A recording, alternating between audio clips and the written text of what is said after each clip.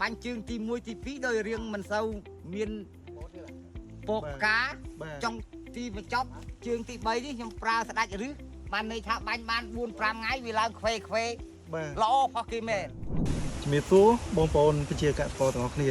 ថ្ងៃនេះខ្ញុំបានចុះមកចការរបស់លោកពូដើម្បីមកតាមដានស្វាយរបស់លោកពូដែលពូបានប្រើប្រាស់ទៅលើផលិតផលស្រែងខៀវហើយចង់ដឹងថាតើពូមានឈ្មោះអីហើយទីតាំងចការរបស់ពូស្ថិតនៅណាអញ្ចឹងពូសូមជួយណែនាំខ្លួនដើម្បីឲ្យបងប្អូនយើងបានស្គាល់ពូផងបាទខ្ញុំនៅក្នុងព្រះស្រុកថ្ពងខេត្តកំពង់ស្ពឺខ្ញុំបានប្រើផលិតផលដែលស្ដាច់តម្រៃខៀវនេះមែនតែបាញ់ជើងទី1ទី2ដោយរៀងមិនសូវមានពកកាចុងទីបញ្ចប់ជើងទី3នេះខ្ញុំប្រើស្ដាច់ឬបានន័យថាបាញ់បាន4 5ថ្ងៃវាឡើងខ្វេល្អផុសគេមែនការចេញវាចេញបែបនេះពូហ៎បា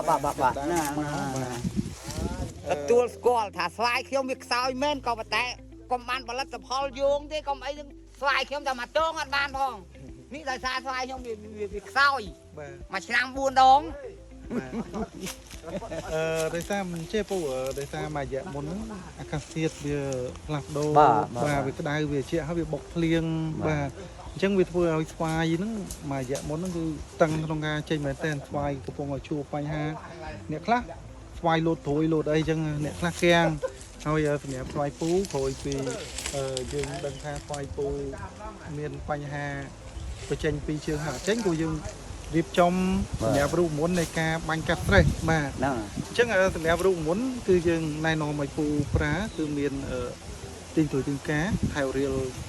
ចំនួន1គីឡូបូកជាមួយនឹងការក្តាប់ល្អចំនួនបាទ1គីឡូ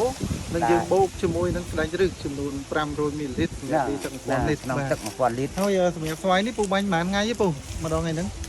ថ្ងៃទី5មកដល់ថ្ងៃទី10 5ថ្ងៃបាទ5ថ្ងៃអញ្ចឹងបន្ទាប់ពីបាញ់បាន5ថ្ងៃពូមើលទៅឃើញស្វាយពូមិនដែរបងខានចូលដល់មកអាមណាចាំអស់សង្ឃឹមមកដល់ញាក់ខ្លួនភ្លើតត្មងបាទឃើញដល់មកមានទឹកចិត្តបាញ់វិញណាមានទឹកចិត្តបាញ់វិញបងថាចប់ទេបងណាថាចប់ហើយដាក់ឲ្យអង្គុយមើលបាទអញ្ចឹងសម្រាប់បងប្អូនដែលកំពុងតែធ្វើទៅលើស្វាយការរមៀតរដូវបាទហើយកំពុងតែជួបបញ្ហាស្វាយបងប្អូនគាំងឬក៏ពិបាកក្នុងការបញ្ចេញច្រើនជើងហើយនៅតែមិនចេញយើងអាចសាកមកប្រើផលិតផលស្រេងទៅខៀវយើងមានរូបមន្ត